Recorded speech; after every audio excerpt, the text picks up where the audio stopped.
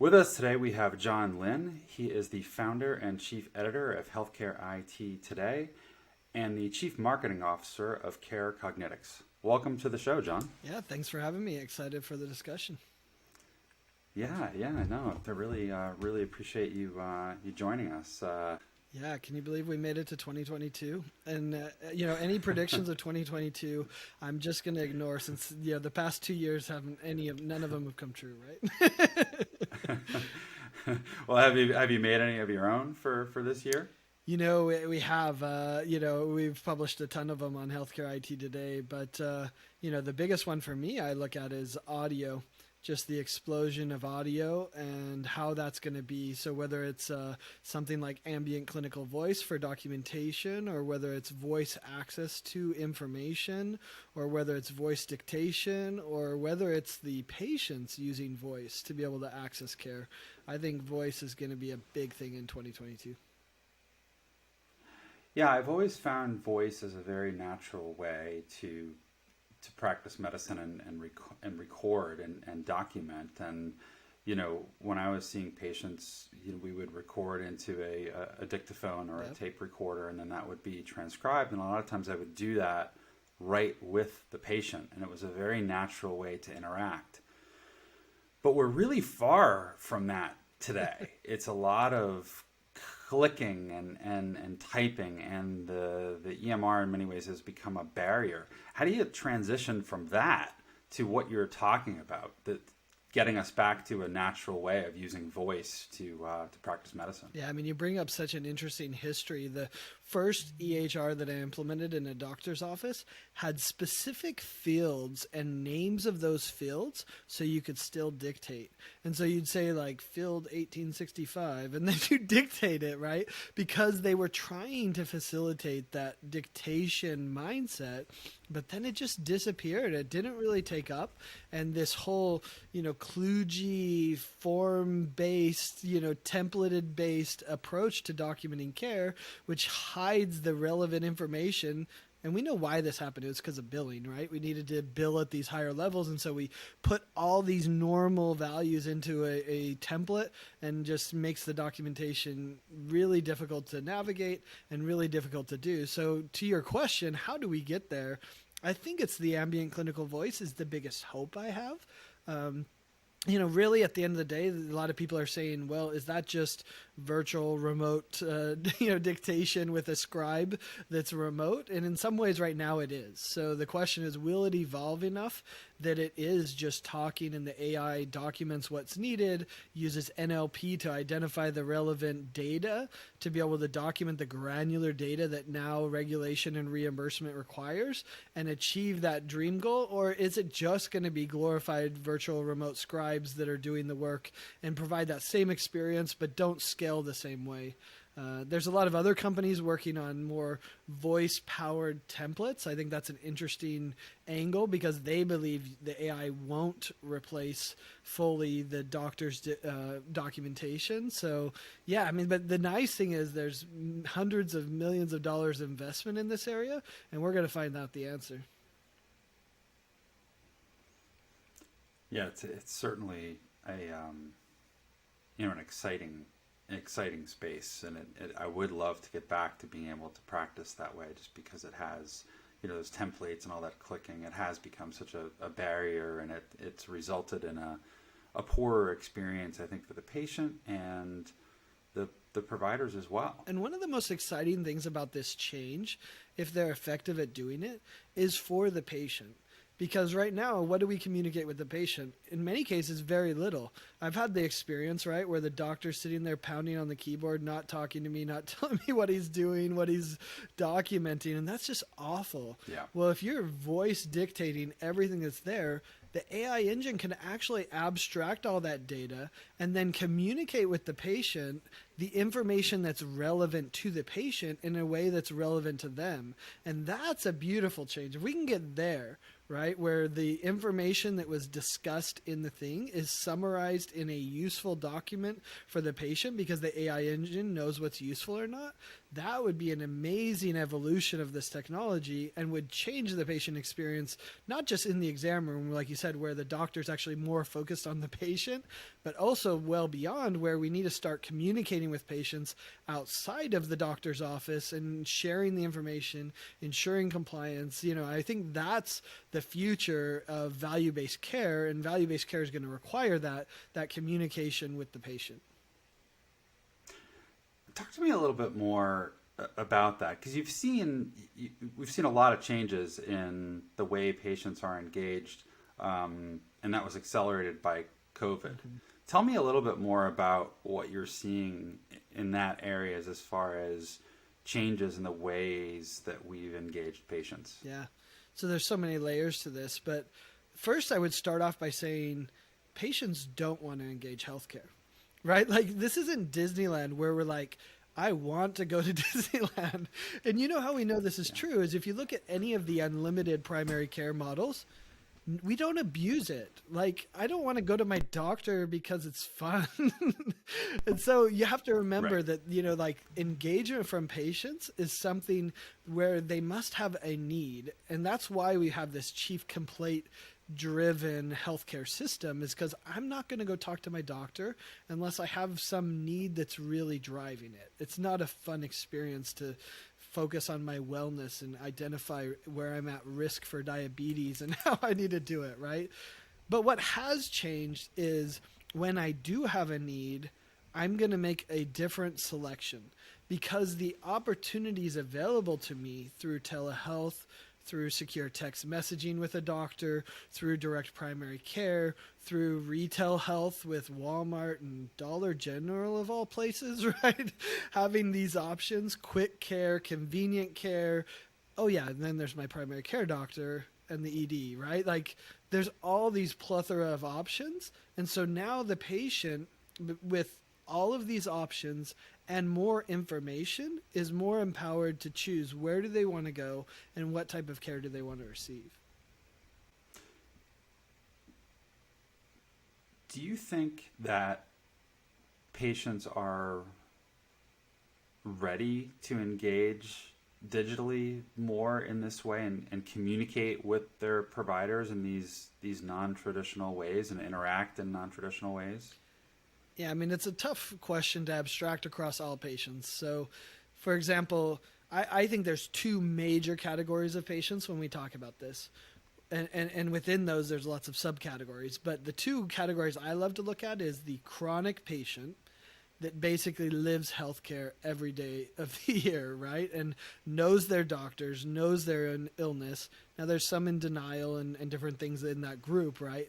But that's the chronic patient, which take up a huge portion of our healthcare industry and our, the costs associated with care. But then you also have the rest of the patients that only go to healthcare when they have a problem. And so they're very casual. I mean, I'm in that category. I call them the healthy patients, because for the most part, I just don't need to go see a doctor unless I break my leg, then I'll go see a doctor, right? Or something like that happens. And so I think first you have to divide into those two categories, because communicating with someone who doesn't want to see the doctor is very different than someone who is proactively managing their chronic conditions and needs to be able to have a good, healthy life. So to go more specifically to your question, though, with chronic patients, they are largely engaged in their care. And so they want to communicate with their doctor. They want to have a relationship because they need to proactively manage their care to have a good life. And then the unhealthy are very different because they don't want to be communicated with. And this is where it's going to be a challenge when it comes to value-based care. They don't really want to hear from their doctor. And so are they ready to communicate in that way? Probably not, unless you give them the right motivation. In fact, the biggest competition there is actually Netflix, right? Or Amazon, which create these amazing experiences that people love. And if their choice is, do I want to binge another Netflix show, or do I want to engage my doctor to improve my health? I think we know who wins every time. And so, you have to really think about how do they want to gauge. Now, the exception is when they have a specific, chief complaint that they need to work on, then they will engage. But now their expectation of how they engage is changing because of everything that they've experienced. I mean, goodness, when you realize the DMV has a better digital engagement with people than many in healthcare, that's kind of a problem. Yeah, that is a bit of a low bar, I think. How it seems like that in order for value-based care to be effective, you really do have to have the patient as engaged as possible and part of that care team. How do we solve this problem? We've been talking about value-based care for a long time now, and there are some pockets of success. I think it will continue to be pushed forward. But how do we make this successful with patients that don't necessarily want to engage? Yeah. So let me pull from some of my experience with TigerConnect and the work they're doing. The background of TigerConnect, the founder created the original rewards program on the Strip here in Vegas to drive people to casinos. And there's some really interesting parallels between casinos and healthcare. And I'm not talking about the risk and gambling side of things. I'm talking more about the experience and driving it there. Sonny Terra, the founder of TigerConnect, often describes that when he was building a rewards program and a loyalty program and the experience for those customers, he can't change the odds. He can't change the fact that you're going to lose money, right? Like, that's out of his control. But what can he do? He can change the experience you have and how you feel about your care and all of that. Well, the same is true in healthcare. We can't change the fact that you have a diagnosis of diabetes or even that you're at risk of diabetes. But what we can do is change the experience for you. I mean, think about it. If I were to pitch you and say, "Hey, you're going to come and lose money in Vegas, and you're going to go home happy," everyone would be like, "You're crazy! Like, how is that even possible?" And yet, that's what happens because you create these amazing experiences. You comp them a Celine Dion ticket, and so then they're like, "Oh, I had this great time." And there's some marketing there too, right, around peak experience. If you follow Dan Heath's book, and some elements there. Well, how do we apply that to healthcare, right? People want to be healthy. They want wellness. They understand that kind of internally. I think we all appreciate that. But they're not going to just do it naturally because convenience, entertainment, etc. is going to drive us away from some of those things. So, how do we take those experiences from the casino industry and say, wow, how can I take this experience in healthcare, which quite frankly is often miserable? Okay, I got long lines in the waiting room, wait times, I got to schedule 2 months out, I got to do all these things. You're like, this is not a recipe for high quality engagement. Well, if you take those principles from the casino industry, even something as simple as when you're waiting, saying, hey, you're fifth in line, that changes your relationship with them. And these small moments where you say, I actually care about you, and I'm going to tell you that you're fifth in line in the waiting room, and that, yeah, you do have time to run over and grab that Starbucks. That changes the experience for the patient in the moment and in that one visit to the doctor. But it also begins that relationship of trust that between the patient and the doctor or the practice or the health system, whoever's sending it, so that then in the future, when that health system or that practice reaches out to the patient knows, hey, this organization respects me and they create great experiences, so I'm going to listen to you going forward. So I think that's where I would start is, how do you create a baseline relationship of trust with the patient where they know that you're going to be respectful of them and their time and you're going to create a great experience for them? If you do that, then when you follow up with the, hey, we're kind of worried about you because you haven't done a wellness visit in, a year and a half. Why don't you come in? Then they'll be like, oh yeah, I'm open to that because I know I'm going to have a great experience. Unfortunately, where most healthcare organizations are today, we're going to give you a really crappy experience. We're going to treat you like a commodity. And then when we come to ask you to do something for your health, you're going to be like, wait, that doesn't jive, right? That doesn't connect. And so I would start there. That was a fantastic answer. Thanks. No, that was really, really good, really enlightening, and I think a good model for some of these large providers to start to follow to engage patients, in that way and build some trust, communicate with them, stay high touch. I think it's something that's been missing for a long time and something that could help us quite a bit. Yeah, absolutely. One of the things you've talked about in a couple of your answers so far is AI and analytics. Talk to me a little bit more about the potential there and what you see as real and tangible, but coming relatively soon.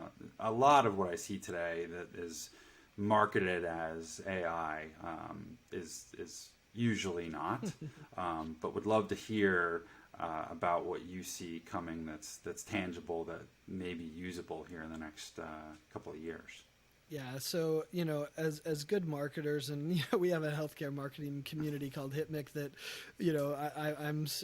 I created so I can include myself in these marketers. But we like to corrupt any term, right? And I think that's what's happened with the term AI and artificial intelligence. That anything that's data driven, that will change whatever you're doing, that's informed by data, has kind of become AI, which is definitely, a scientist would roll over in their bed saying that's not AI, but so using that broad definition of AI, that's any sort of use of analytics to improve processes, either automated or even informing it, based on the understanding of the data to inform the doctor. There's so many layers to it, but I think where we're going to see it first is in things like revenue cycle management. It's going to be things like chatbots that answer your website.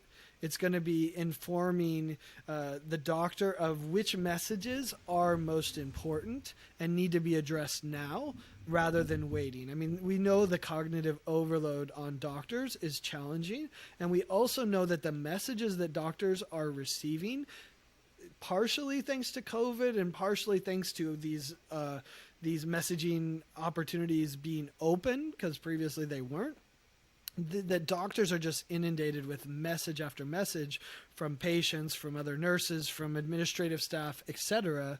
I love where AI can take that and say what's a priority and what's not, and helping them understand the priority of the messaging or the information. I think we'll see it the same in the EHR, where the AI is understanding which data might be relevant, and if they're here for this certain chief complaint, then let's bubble up the lab results that are relevant to that chief complaint. I think we're going to see things like that.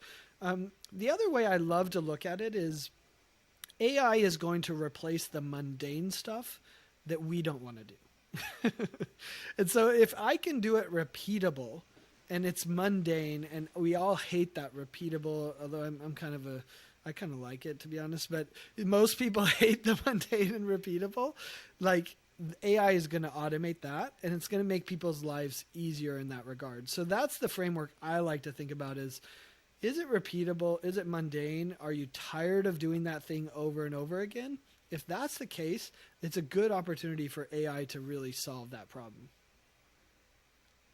Yeah, I certainly see some potential in the mundane, but what you mentioned earlier I think would be really powerful. Give me the information that is relevant to me and send it to the right provider on the right patient in real time. Like, that to me is the gold standard of what we need, because there's, as you said, there's so much communication happening, right? There's so many inputs, there's so much information in the EHR. I need to know what's important for me in the moment to help me take care of my patient. I think that's certainly to me would be an excellent use of AI as we move forward. Well, and it's really powerful for the patient as well, and that communication with the patient. Because if we abstract and say we're all value-based care, and we have all these patients actually communicating with us, the only way to scale that is through some sort of technology, an AI type of technology, to filter all of those messages to the ones that are relevant, that are priority. And then let's throw in all the sensor data that these, patients are going to start collecting and start sharing with you. there's no way as humans that we could go through all that data, even if we wanted to. And so there's going to have to be that AI layer in between the patient and the doctor that says, hey, this is bubbling up from, your ECG Apple Watch that you're wearing, or whatever, the Withing scale that has an ECG built in that's now collecting all that data. The doctor can't go through that, but the AI engine can at scale. And that's, I think, the big difference. And then they can, that the AI engine is not going to solve the problem. It probably isn't even going to tell the patient anything, but it's going to alert the doctor or the care manager who's over it and say, hey, this is something worth looking at. So to me, the only way to scale value-based care to the entire patient population is these AI-like technologies. Agree.